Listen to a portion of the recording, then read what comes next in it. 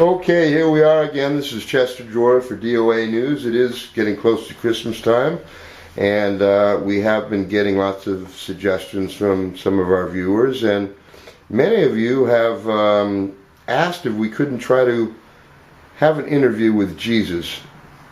As odd or sacrilegious or however you might find the concept of this interview, we'd just like to say, well, don't try this at home, folks. Anything could happen. We don't know what's going to happen, all right?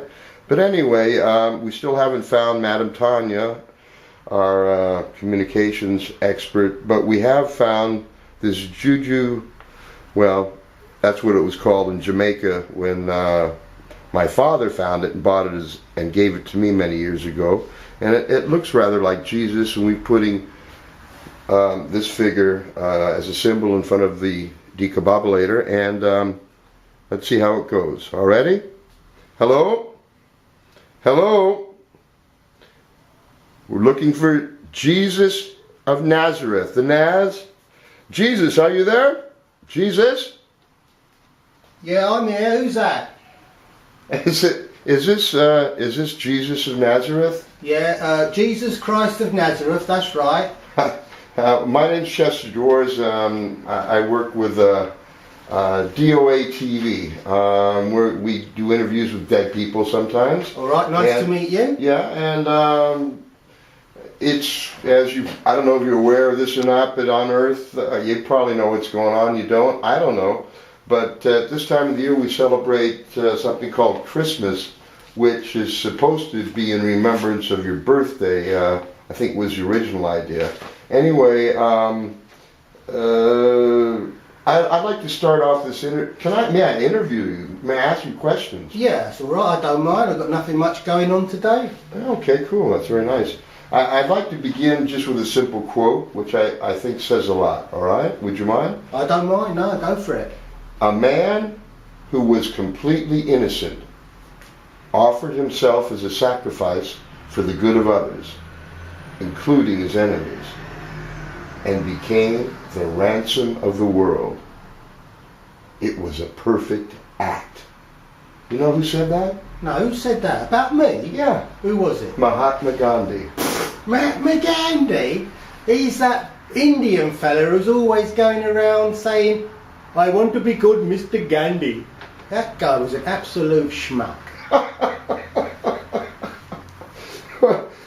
It sounded like when you said, well, of course I don't think he meant it that way, but you know him better than we do. It sounded like he was saying you had a burlesque act, and like it was the perfect act, like you pulled the wool over everybody's eyes.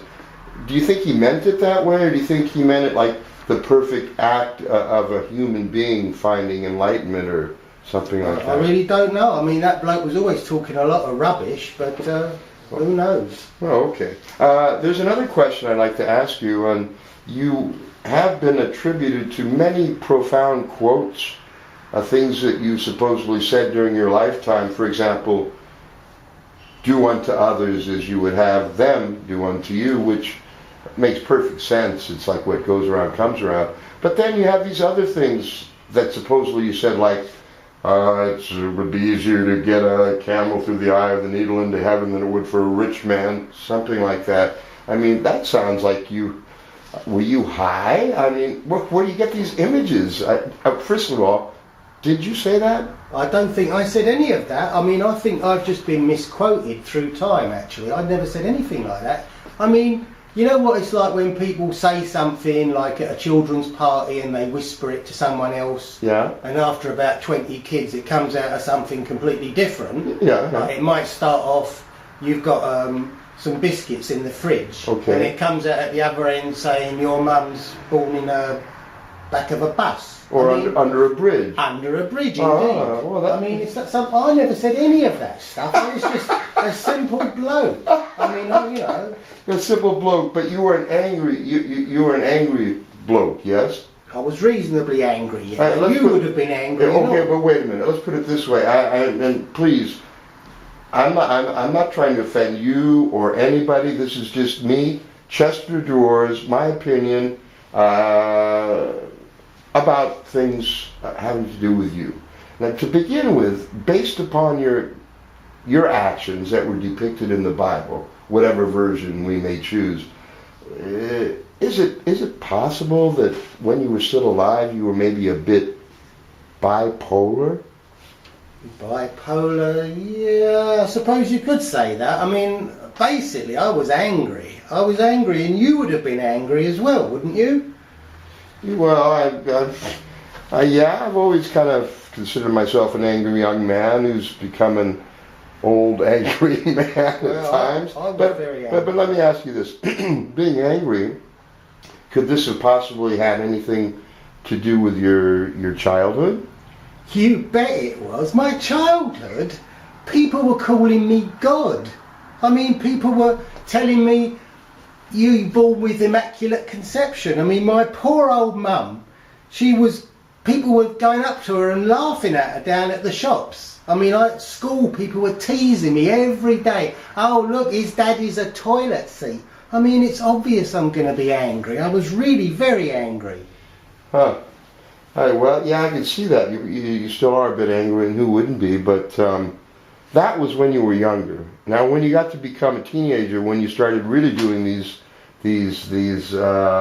manic things, such as going into the temple where the banks were and wiping all the money off the table, saying this ain't right, you shouldn't be charging interest or so much or whatever. I mean,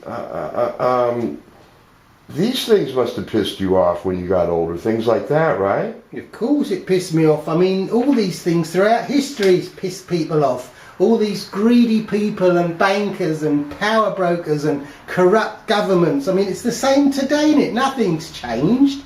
And you lot, you're all calling yourselves the 99%ers, and actually the correct number is 100%, because you're all suckers.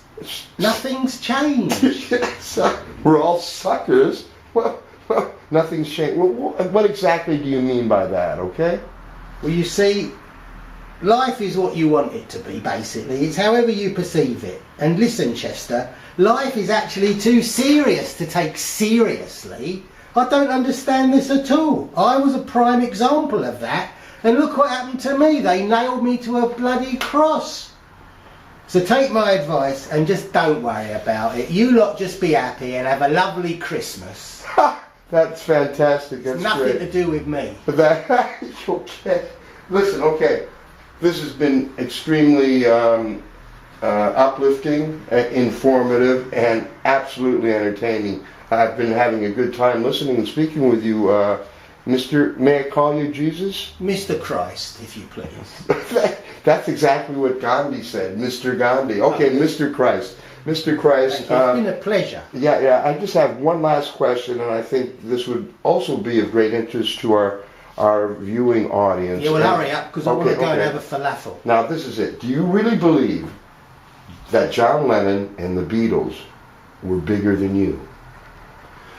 John Lennon, I saw him up here a few years back. I think, I met the John Lennon fella, but who was it again? The Beatles. Never heard of them. Okay, you heard it, ladies and gentlemen.